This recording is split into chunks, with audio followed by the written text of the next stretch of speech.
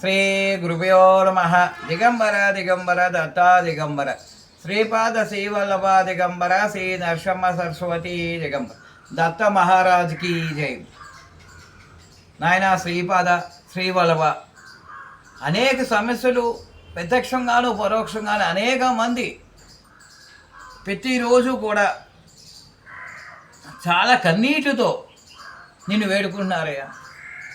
వాళ్ళ ఒక కుటుంబాల గురించి, వాళ్ళ పిల్లల గురించి, సంతానం గురించి, కళ్యాణం గురించి, ఉద్యోగం గురించి, వాళ్ళ పిల్లల యొక్క భవిష్యత్తుల గురించి ఈ ఔదంబ వృక్షం దగ్గర నేను కూర్చున్నప్పుడు అనేకమైన నీ ఎదురుగానే కదయ్యా మాట్లాడుతున్నాను. వాళ్ళలో కొంతమంది కొన్ని సమస్యలు అలాగే ఉండిపోతున్నాయి. ఆ సమస్యలన్నింటిలో అతి త్వరలో నీ ఒక అనుగ్రహంతో, నీ యొక్క కరుణా చూపుతో నువ్వు మాత్రమే పరిష్కరించగలవు కాబట్టి నేను మనస్ఫూర్తిగా వేడుకున్నాను. ఆ సమస్యలన్నింటికి మార్గం చూపించి వాళ్ళందరినీ ఈ కష్టాల నుంచి గట్టెక్కించు నాయన. శ్రీపాద దిగంబర దిగంబర దత్త దిగంబర శ్రీపాద శ్రీవల్లభ దిగంబర శ్రీ నరసింహ సరస్వతి దిగంబర దత్త మహారాజ్కి. ఇంతకన్నా నేను ఏం చేయగలనయ్యా? మీరు నాకు చెప్పుకుంటుంటారు, నేను స్వామివారికి చెప్తూ ఉంటాను. శివహరి గారు వచ్చేసారు ఔదంబ వృక్షానికి దగ్గరికి.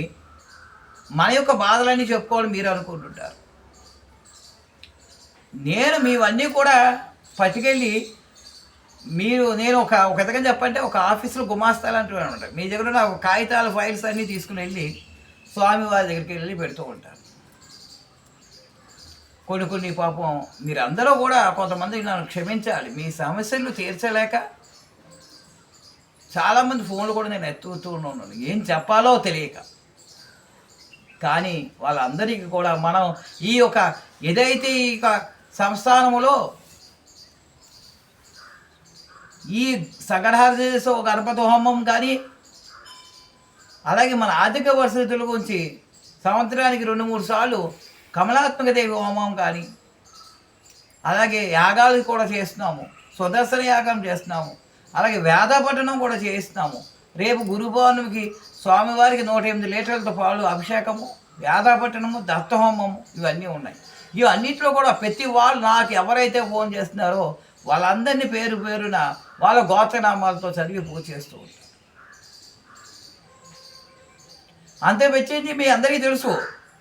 మీ చేత ఎటువంటి పూజలు చేయించడం కానీ, లేకపోతే మీ చేత మరొక యొక్క దాన ధర్మాలు చేయించడం కానీ నేను చేసేది ఏం లేదు. ఒక గురు పౌర్ణమి నాడు అన్నదానానికి ఒక పూజలకు మాత్రమే ఏదైనా సహాయం చేయమని అడుగుతాను. ఉత్తప్పుడంతా కూడా కేవలం నా దగ్గర నాకు ఏమి ఇవ్వక్కర్లేదని తెలియజేస్తున్నాను. మనము సమస్యలు చెప్పుకోవడం కన్నా స్వామివారు ఎప్పుడైతే మనకు సమస్య చెప్పారో దానికి ఒక పరిష్కార మార్గాన్ని మనకు చూపిస్తున్నారు. అది మనం కనిపెట్టుకోలేకపోతున్నామో అది ఒక్కసారి ఆలోచించండి. నీవు ఉద్యోగాల కోసం ప్రయత్నం చేస్తున్నప్పుడు ఈ ఉద్యోగంతో ఈ గనకాపురంలోను పిఠాపురంలోను సప్తాహాలు చేయడం కన్నా ఆ యొక్క సబ్జెక్టు మీద మనం గిఫ్ట్ పెంచుకున్నావా లేదా అని చూడాలి.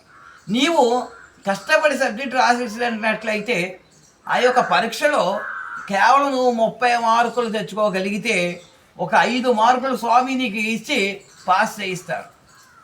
ఎందుకంటే స్వామి సమర్థులను మాత్రమే సపోర్ట్ చేస్తారు.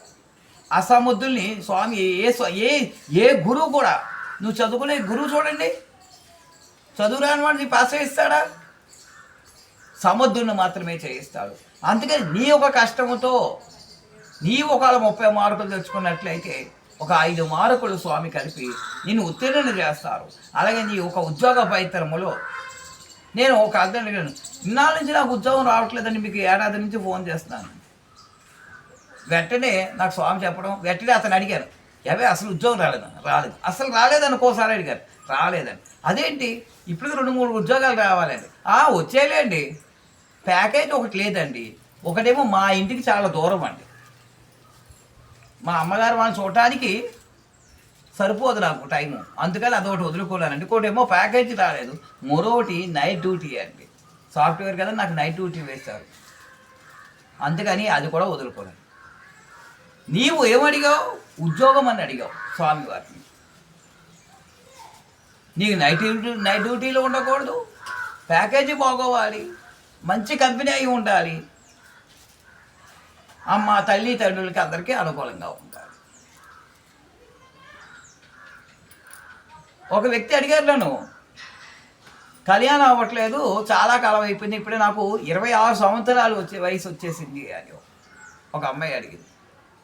అదేంటి తల్లి, నీకు మంచి ఉద్యోగం ఉంది, మంచి ప్యాకేజ్ ఉంది, ఎందుకు ఉద్యోగం, నువ్వు ఎందుకు నీ కళ్యాణం అవ్వకపోవడం, నీ వాడికే కళ్యాణం అయిపోవాలి కదండి. అలా కళ్యాణం అవ్వటం అంటేనే అనేక సంబంధాలు వస్తాయి అనుకోండి. ఈ కళ్యాణం అవ్వట్లేదంటే ఎందుకు కళ్యాణం అవ్వట్లేదంటే నేను అడిగాను, అదేంటమ్మా ఈ పాటికి నీ కళ్యాణం అయిపోవాలి, నేను జ్ఞానంలో చూసినప్పుడు కూడా నీ కళ్యాణం ఎట్టుబడులు అయి తీరాలి కదమ్మా అన్న. అంటే 2, 3, 4 సంబంధాలు వచ్చాయండి, మరి ఎందుకు అవ్వలేదని అంటే మంచి చాలా నెంబర్ 1 సంబంధం ఈ మధ్యలో వచ్చింది కదా అని నేను అన్నాను. అనకని వచ్చిందండోయ్, కానీ ఆడపడుచుందండి. ఆడపడుచుకుంటే ఎలా చేసుకుంటామని మళ్ళీ సాధింపు ఎక్కువ కదండి. అలాగానా, సంబంధం వచ్చిందండి, అత్తగారు మామగారు నాతో ఉండిపోవాలట అని. అప్పుడు నేను ఒకటే అన్నాను, గనకాపురం కాదమ్మా, అరుణాచలం వెళ్ళినా సరే అరుణాచలనీశ్వరుడు కూడా నిన్ను అనుగ్రహించడం జరగదు అన్నాను. మనం దేవుని యొక్క స్మరణ చేసినప్పుడు కోరిన కోరికలు కూడా చాలా సమర్థంగా ఉండాలి తల్లి. అంతేగాని నీ స్వార్థపూరితమైన కోరికలు స్వామివారి మీద వేసి అవి మళ్ళీ తీరలేదని స్వామివారిని నిందిస్తూ గురువుల వల్ల ఉపయోగం లేదు, ఎందుకు ఉంటున్నారో గురువులు అని చెప్పేసి దయ్యుంచి గురువు నింద, సద్గురువు నింద, భగవంతుడి యొక్క నిందని వేసి జన్మల పాపం మూట కట్టుకోకండి. నేను కోరుకున్న ఒకటే, నీవు సమర్థంగా ముందుకు వెళ్ళు, నువ్వు చక్కని మార్గాన్ని స్వామి చూపిస్తారు. నీ ఆలోచన విధానం కరెక్టో కాదో అనేది ఒకసారి గమనించుకో. ఆల్రెడీ నీకు స్వామి వరం ఇచ్చేశారు, నీకు ఫలం ఇచ్చాడు, ఆ ఫలం చాలా తీయగా ఉంటుంది, బాగుంటుంది. అంటే వెంటనే అది జామకాయ లేకపోతే డ్రై ఫ్రూట్స్ ఏమైనా ఇస్తున్నారా, ఇవి అడక్కండి. స్వామి గారు ఫలం ఇవ్వగానే ఆలోచించకుండా అది తుప్పు కడిగిందా కడగనందా పుచ్చు ఉందా లేదా అని చూడకుండా నువ్వు తినగలిగితే నీకు స్వామి అన్ని రకాల యొక్క పూర్తి అనుగ్రహం లభిస్తుంది. కాబట్టి మీ అందరి మరి ఇటు ఒక సమర్థవంతమైన ఆలోచనల్ని మనం ముందుకు నడిపించవలసి ఉంటుంది. స్వామి అనుగ్రహం ఎప్పుడు ఆల్రెడీ మనకి ఇచ్చేశారని చెప్పాను. ఆ ఫలం మనం ఎప్పుడైతే మనం స్వీకరించామో స్వామి అనుగ్రహాన్ని పూర్తిగా మనకు కలిగి తీరుతుంది. కాబట్టి దత్తభక్తులారా,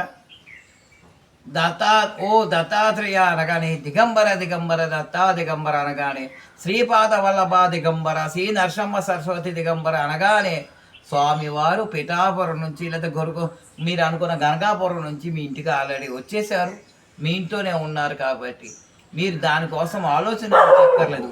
మీ సమస్య కోసము మీరు ఆలోచన చేయటం మానేసి మీ యొక్క పని మీరు చేసుకుంటూ వెళ్ళాలి.